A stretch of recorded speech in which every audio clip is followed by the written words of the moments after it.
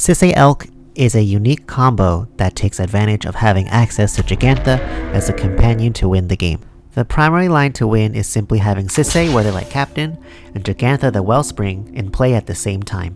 Jegantha, being red and green, gives Sisay +2/+2, making her a 4/4 and allowing her to activate her ability to find a 3 mana or less legendary permanent. Tapping Jegantha for WUBRG, you can activate Sisay to find Derevi Imperial Tactician. Derevi enters the battlefield to untap Jegantha, and Derevi's color identity gives Sisay another +2/+2 to become a 6/6. Now Jegantha can help activate Sisay again to find another legendary permanent 5 mana value or less. This time, Sisay finds Samut to give all your creatures haste so they can attack. All you need is for 2 creatures to deal combat damage to your opponents to get 2 triggers from Derevi.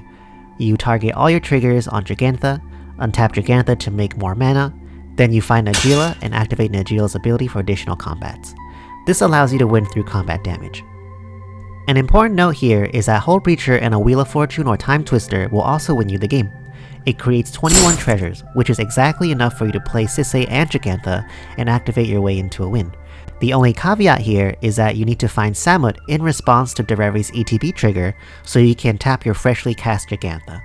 Now that we've established the primary combo, let's talk about why you would play this deck and some overall deck philosophy. But before we do that, let's hear why Time Twisted Tournament champion PlayM likes this deck. Why do I like playing Sisay Jegantha? I like it because when I get into a pod, I can look at the pod and translate how I want to play the game out from my mulligans. I can either go for a fast plan where I try to just win as early as possible, or I can go for a more grindy plan where I just want to sit and draw cards and make mana, or I can go for a stacksy plan. That is really interesting to me and it makes free for really fun games. The learning curve is really nice when it gets to that and knowing decks. I also like it because the tight combo line is nice where you just need A+B or like you just need mana to essentially win the game, and that is a thing that makes this deck really interesting because now you don't really think about your combo when you go into a game. You think about what they want to do, how they want to make that mana,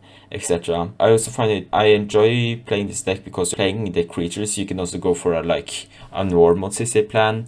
And you can 2-drop legends, try to stop the game down, and just play midrange, essentially. And I'm a big lover for midrange. It's also, I think, the best deck for Breacher plus Twister, because you are able to just Twister and then win with Breacher play, and that is also really nice because I love that A+B combo. When you get into game, you never know how the game is gonna be, and you never really know what's going to happen, so you just need to look at your hand and mulligan correctly and then take it from there. It's also really fun when you are you don't play a lot of interaction, so you need to be really careful on how you use it.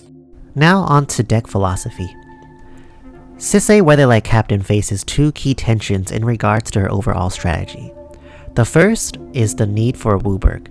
Sisay's activate ability needs 1 of each color, and while this is a relatively simple requirement to achieve in cEDH, it does come with some drawbacks. Consider some of the best mana rocks in cEDH: Soul Ring, Mana Crypt, Mana Vault, and Grid Monolith.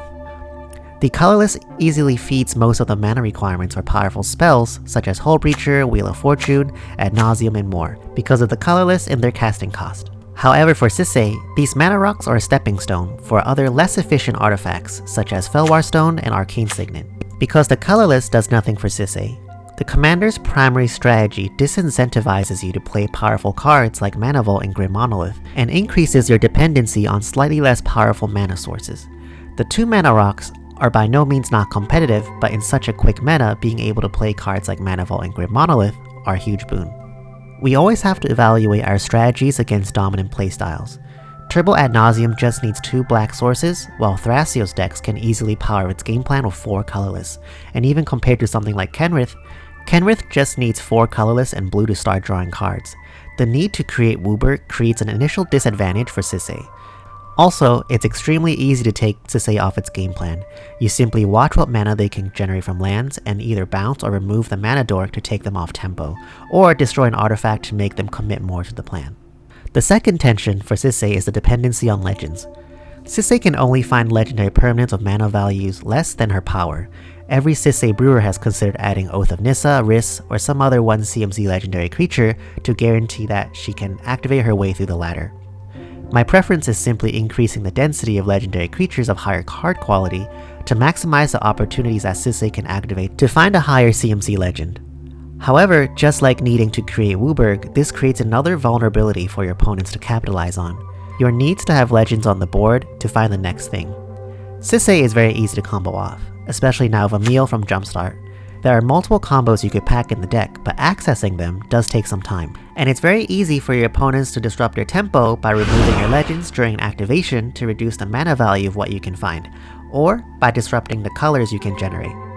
I consider both of these key tensions to Sisay's game plan of finding and assembling a combo of legendary permanents, while you're also trying to disrupt and manage your opponents who are simply trying to find Ad Nauseam or Thassa's Oracle in console. Jegantha alleviates both of these key tensions and creates a very streamlined game plan that is easy to execute and easy to mulligan and plan for. Jegantha costing simply 4 colorless and red or green means you can use all of the best 0 or 1 cost mana rocks you want. Your Mana Vault or Grim Monolith now pays for the companion cost. It doesn't matter what lands you have or what rocks and dorks you have. You can even call a Ritual for 8 and play Jegantha off of the green. You can use Dark Ritual, Jeska's Will, all of the best ritual spells you want to turbo out Jegantha. Jegantha can also be easily cast off Treasonous Ogre, who itself is a 3 colorless and 1 red creature that can be reliably cast on turn 2. Also demonstrated by the primary combo line, Jegantha and Sisay requires nothing else to win. Sisay is at the power she needs to be thanks to Jegantha, and Jegantha gives you the WUBRG you need to activate the line. Having both of these together creates a deck that is very similar to Godo. All you need is to mulligan for mana and find the right window and go for it. You never need to worry about finding the pieces you need to combo off with. You always can focus on the pod and know as long as you have mana, you will get there. And I have a note on Jegantha's companion restriction. A lot of players find Jegantha's companion restriction to be too demanding an ask, but I haven't minded losing access to some of the format staples in exchange for such a streamlined and simple deck. Some key things you're losing includes counterspells like Force of Will, Force of Negation, and Mana Drain. This deck is ultimately proactive in strategy, and consider that it's not your job to answer the pod. Your goal is to win, not survive. The interaction the deck wants to play are cheap instants that protects your win. So losing Force of Will, which increases your need for blue cards, or Force of Negation, which is weaker on your own turn, is not necessary at all. 2 CMC counterspells are also shifting out of fashion in the meta, while only Mana Drain being deemed worthy in the high color lists when compared to efficient counters like Miscast, Dispel, and Swansong. What you really want is to maximize interaction to protect your win, such as silence effects or pseudo-silence effects like Veil of Summer. You're also losing access to cards like Thassa's Oracle or Ad Nauseam, to which I'd say Sisay is not the commander you want to capitalize on those strategies. If you want to play an Ad Nauseam deck, you can play a Roger list, a 4-color partner list, Golos, Cody, or even some variant of Najeela. In playing this deck for so long since its inception, I have not missed the staples at all. If anything, I'd like to have access to Ranger Captain of Eos or Grand Abolisher so I can have access to Cavern of Souls naming humans to have an uncounterable silence effect. But being 5 color already gives the deck more than enough cards to work with. Another worry I hear is players who see the deck as seemingly fragile, especially with opposition agent in the format. I'd like to compare Sisay Elk and Godo once again on this note of perceived fragility. Godo relies on its combo with Helm of the Host, and destroying Helm takes away its ability to combo off with an infinite horde of barbarians. Of course, the deck includes ways to retrieve the Helm such as Buried Ruin, Codex Shredder, and Goblin Welder, but it's the same perceived weakness of a combo that is easily disrupted. However, just like Godo, all you need is some experience in the deck to learn optimal windows to attempt your win. If you're afraid of an opposition agent, play more conservatively. Develop your board and bully your opponent into leaving their mana open. Eventually they will have to tap out or risk losing to your other opponents. Lastly, Sisay Elk shares a strong plan B just like Godo with Argentum armor beats. Sisay and the legends you draw can become really strong beaters, and I've won games even when both Najeela and Derevi have been exiled from my deck, simply through beats and stacks. Now that we've talked about why you should play Sisay of Jegantha, let's discuss how to play the deck. Primarily, there are 2 overall plans you should mulligan for. You either race the table because you're one of the faster decks in the pod, or you disrupt the table because you can't race your opponents. If your pod is filled with stacks or mid-range decks, it's definitely okay to play more aggressively. While the deck has been slowed down from its original turbo iteration, you can still very easily mulligan for a turn 3 or 4 win with things like Treasonous Ogre, Sneak Attack, or in certain pods, just massive docksides with doublers like Phantasmal Image or Snap. If your pod is filled with Storm decks and you're going first or second, you can mulligan for a disruptive start to buy yourself enough time to combo off. Remember that all the stacks pieces in the deck are here to bring the game into a tempo that favors you best. The deck is filled with effects that increase mana values, like Thalia, Thorn Amethyst, and Trinisphere to disrupt storm decks that rely on cheap spells and mana rocks. To counteract these non-creature tax effects, Sisay Elk also plays legends like Captain Lannery Storm and Malcolm to create treasures and pay off the difference when necessary. If you are going later in the pod, or you don't feel like you can reliably control the pod either because of bad early mulligans or pod composition, you can also take a gamble on hoping to win second. This means having a turn 3 or 4 win, expecting the turbo deck, or whoever wants to go first, being disrupted by someone else to let you win after. On this note of following up with a win, it's incredibly important to learn how to obfuscate your Jegantha win. Having a Jegantha in play for a round does a lot to table politics because you're demonstrating a win the next cycle. In some pods where you believe your opponent won't be able to win and need to dig for answers, that's a fine play to make.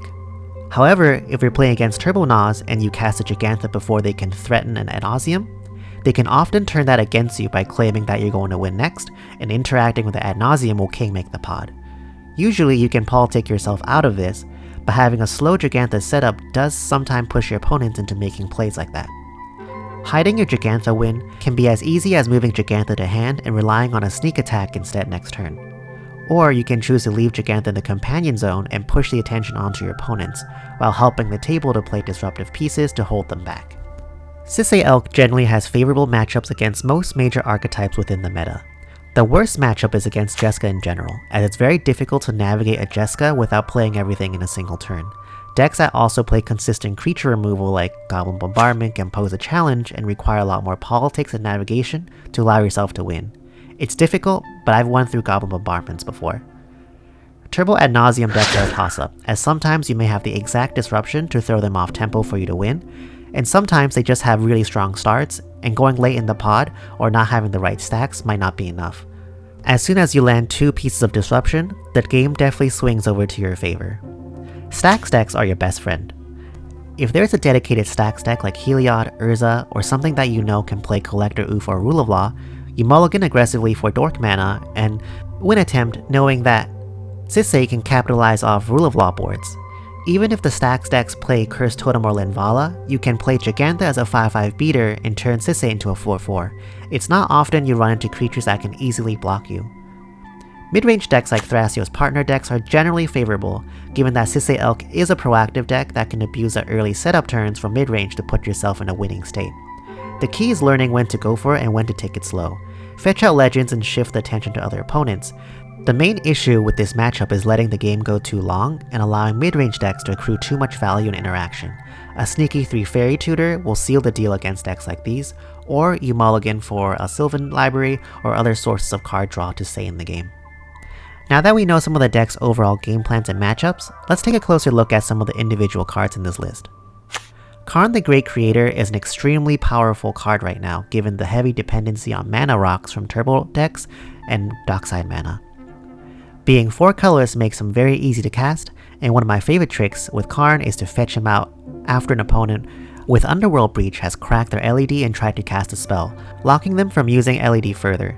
Sometimes you may have to fetch Karn while Breach is on the stack if their graveyard has some form of removal for him. Oko Thief of Crowns is a nightmare for commander-centric strategies like Tatyova, Niv-Mizzet, Urza, and more.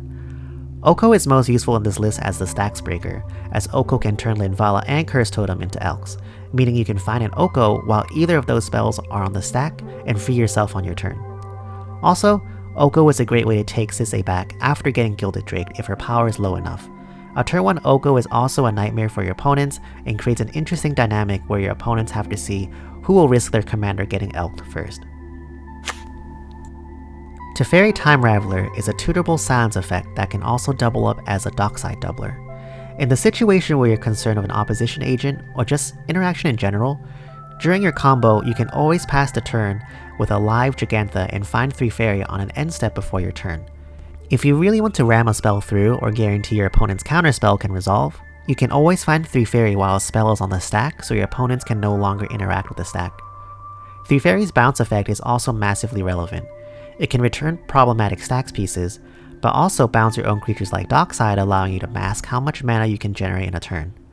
Another great trick I like to perform is if you control a sneak attack with an additional red, you can activate Sisay to find Teferi first before you find Derevi, creating a silent board state. Then you activate Teferi to bounce Jegantha back in hand, then sneak attack Jegantha with haste to continue the chain. Captain Lannery, Storm, and Malcolm are both legendary mana generators to help you accrue mana and reach Jegantha sooner or help activate Sisay through treasures. Both of them being 2 colorless and a color means they're incredibly easy to cast turn 1 off a mana crypt, putting you at a massive advantage. Having both lets you overwhelm the board of mana, as Malcolm can generate 2 treasures if you manage to deal damage to 2 opponents, and Lannery's Storm generates 1 treasure on the attack. This also helps with Najeela math sometimes, when you don't need infinite combats and just enough to make enough warriors to end the pod. Imperial Recruiter finds your Dockside, Fimage, or Treasonous Ogre. An easy line to win on turn 3 is a turn 1 land crypt for Recruiter, finding Ogre, turn 2 Ogre, paying 24 life for Jegantha, then turn 3 Sisay and win. Lavinia is a very powerful disruption piece that prevents opponents from casting high mana value spells early in the game and counters all the free mana rocks they have, sometimes stopping breach lines because they can't recast LED. It's important to note that the tax effects does allow your opponents to cast their 0 rocks through Lavinia thanks to the tax. And also keep in mind Lavinia will eat Red Blast and Pyroblast very easily, so you can't depend on her alone if you want to keep a Turbonos deck in check. Shalai, Voice of Plenty, protects your creatures from interaction. In the situation where you're wary of interaction against your board and you have a live Jegantha, you can always pass and wait for your opponents to try and deal with Jegantha before it goes back to your turn. Then while removal is targeting your Jegantha, you can find Derevi, untap Jegantha, then find Shalai to blank the removal. Shalai also makes it incredibly difficult for your opponents to break your stacks lock, as they will need multiple spells to first remove Shalai, then a creature like Thalia. Especially if you have a Deafening Silence out, the only removal that can break your opponents free is an overloaded Psych Rift or a Toxic Deluge. Rift you can always find a Karn to attack their mana sources, Deluge you can't do anything about. Shalai is also an incredible win con under a stacks board, or when you don't have access to a Najeela combo anymore. Shalai's ability to pump your board will easily create an unstoppable legend army, especially if access to Derevi and a Gaia's Cradle. Valki, God of Lies, gives our deck the coveted black legend, which is quite difficult to get.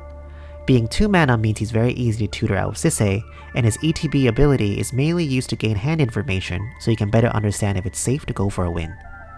Being able to exile a dork is generally helpful, as any mana source helps contribute to either Jegantha or Sisay activation. Exiling a stacks creature can also help the pod set up the stacks pieces to disrupt a common Turbonos enemy, or turn a stacks creature against its owner. The other side, Tibalt Cosmic Impersonator, is an incredible value engine that lets you essentially draw 3 collectively from your opponents, but also serves as key removal against problematic creatures or artifacts. I've once won a game by exiling a whole creature and casting it for myself, then casting Wheel of Fortune in my hand to assemble the combo. Just to mention to everyone, you can't find Tibalt off Sisay, you can only find Valki. Thalia, Guardian of Thraben, is a legendary tax effect that you can tutor out. A turn 1 Thalia is usually problematic enough for your opponents to deal with if you're on the play. If you have another stacks piece out in play already, sometimes it's valid to tutor out Thalia first to begin building an unbreakable lock. Ignoble HIerarch is an important dork because of Exalted. When you need to establish early disruption and you have mana available to activate Sisay, you can attack with Sisay herself to give her 3 power and then find Lavinia or Thalia during combat, allowing you to then continue to tutor out more legends to help build your board. Simian and Elvish Spirit Guides serve many needs for the deck. Of course, they help build mana to get Jegantha quicker, but they are also tools to increase the likelihood you can cast a 2-drop stacks piece as soon as possible. Lastly, Spirit Guides are an excellent way to hide your Sisay activations, as sometimes you can mask having access to 4 colors of mana, exiling a Spirit Guide to activate Sisay. Rhythm of the Wild is not only one of the best haste enablers, but an incredibly versatile permanent for this deck. The right ability allows Sisay to enter the battlefield already as a 3/3, immediately giving you access to our 2 mana legends like Thalia, Lavinia, or even Valki. It obviously gives Jegantha haste to tap immediately, but most importantly, it makes all of your creature spells uncounterable. This is relevant not only because it protects Jegantha or Sisay, but it protects everything, like an uncounterable Hullbreacher. Your opponents usually remember Rhythm protects your legends, but sometimes they'll forget it protects Hullbreacher too. Sneak Attack is the second haste enabler that also acts as a way to skirt around counterspells. Samut, Voice of Dissent, is part of our combo line, but it's easy to forget everything she offers. She herself has haste and gives all your other creatures haste. She can untap Jegantha for an emergency activation, such as finding Shalai during combat, or a blocker to protect your walkers. Samut is a warrior generating 1 warrior token when you have Najeela in play, meaning you don't have to risk Najeela if there's an opponent that can block her. Samut also has double strike, meaning you have to trigger Derevi first through her first strike before applying the rest. Lastly, she has flash. Some games Samut would end up in my hand and opponents don't suspect I will have a hasted Jegantha on my turn. I can then flash in Samut during an end step before my turn, allowing me to cast Jegantha with haste. Hall of the Bandit Lord is a 0 mana value legendary fetch target that you can find to help cast Jegantha with haste. So that's everything I have to share about the list. It's an incredibly adaptable list that I really enjoy playing, as each game gives me a clearly different game plan that keeps the deck fresh and exciting. Once you try it, you'll understand how much simpler the game is when you know at the back of your mind that your combo is always there, and you can always keep yourself laser focused on the path to get there. If you want to learn more about legendary options I've played before, see the history of the deck, why I shift cards and strategies, definitely check out the Moxfield link to get all the details there. But until then, hope that was interesting and you might try the deck. Till next time, bye bye.